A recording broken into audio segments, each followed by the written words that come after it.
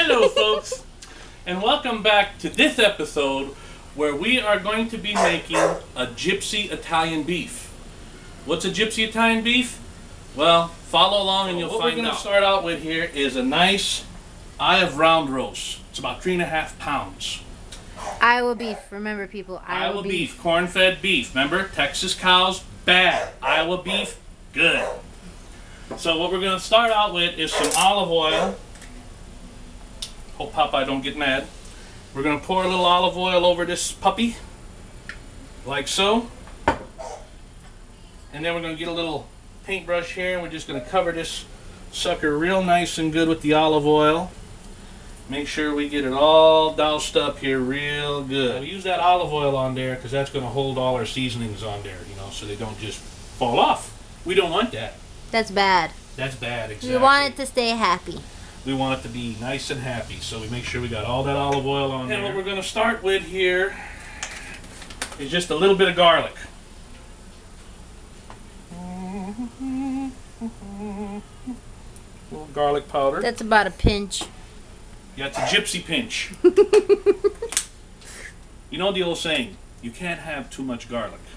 A little black pepper.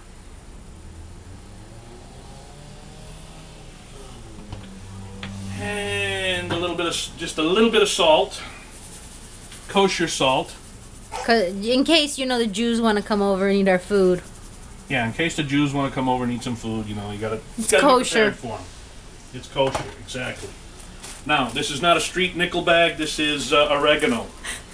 Wait, we have to make sure of that. You gotta make sure of that? Okay. Yeah. Here, you want to zoom in there? Oh yeah, oregano. Yep. Okay. Okay, we're good. The So drug we're gonna take dealers some of this are oregano here. labeling. Roll it. Pour it on here. Put a good amount on there.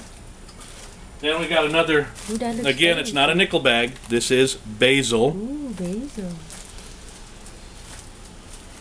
Or basil. Is it basil or basil? I believe it's basil. Okay. I don't like calling it basil. Just like I don't like calling herbs And herbs. And It's we're just wrong. just gonna push that on there. And then, of course, remember, you want to push that, smush that onto the meat, so it sticks real good. Washing the hands. Don't want to. Wait, that's not swine flu. This is mad cow. No swine flu here. You get mad cow disease if you don't wash your hands on this one. And then we're gonna flip it over.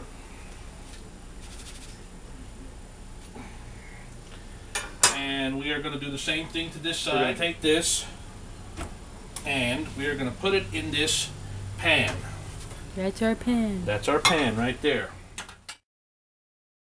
And we are going to make the juice that this is going to cook in.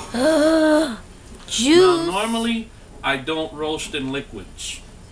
But this recipe you have to if you want it to taste right. That's all there is to it. It's the only way you could do it. So anyway, so what you're pretty much doing is you're making a Chicago beef like that Portillo's. Yes. Now don't get me started on the Portillo's thing. I mean, I don't know how that extra I got in there, but we won't even go there. You know what what we're going to do is we're going to pour a big giant can here of beef broth. One whole big can. Now, does it have to be a big can? Well, you want a lot of gravy. That's true. I mean, the gravy is the sandwich. That's true, Okay. it is.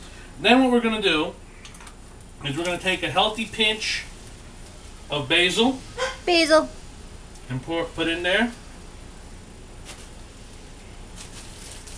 A healthy pinch of oregano. Oregano. And put in there.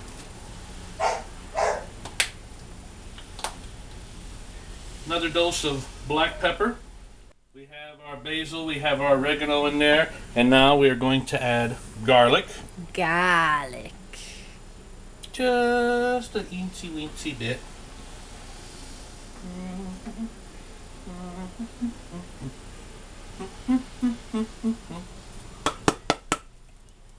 Then mix this up real good. Yeah, that's looking good.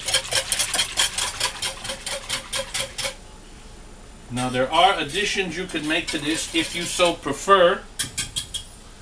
A little onion wouldn't be bad if you happen to have some chopped up. Oh, look! We have some chopped up onion. Wow! So what we'll do is we'll just put these in here. The onion, well, you could eat them with the sandwich or you could strain them out afterwards. Me, I strain them out. I don't really like the onions on the sandwich, but I like the flavor. We're going to pour this in to our roast. Don't pour it over the roast because then you wash off all that good seasoning you put on. Just pour it right next to the roast. Get it all in there. And this last little bit down in there, you see all that garlicky goodness? That's good and stuff. You just get it up. Make sure it's all in there. So this is kind of what we have. So this is what you have. Like I said, I don't normally like roasting in liquids because it's like boiling, but this is the way this recipe has to be done if you want the flavor. If you want it done properly. We're going to stick a thermometer into this meat. You want to try to get it right in the middle. About like so. And then we're going to take this and we are going to put it in a 300-degree oven if you have a convection oven, or 325 if you don't. So we've got a convection, so we're setting it at 300 because this is going to roast for about 3 to 4 hours, or until you see about 145 degrees on here. You want it to be about medium. Okay? Even if you eat meat well done and don't like any pink in it, you still have to cook it just to medium, because if you overcook it here, it'll never be good later. So we're going to let that cook, and while that cooks, we are going to get drunk, because that's what we do. We're home. We eat, drink, and get drunk. That's all we do.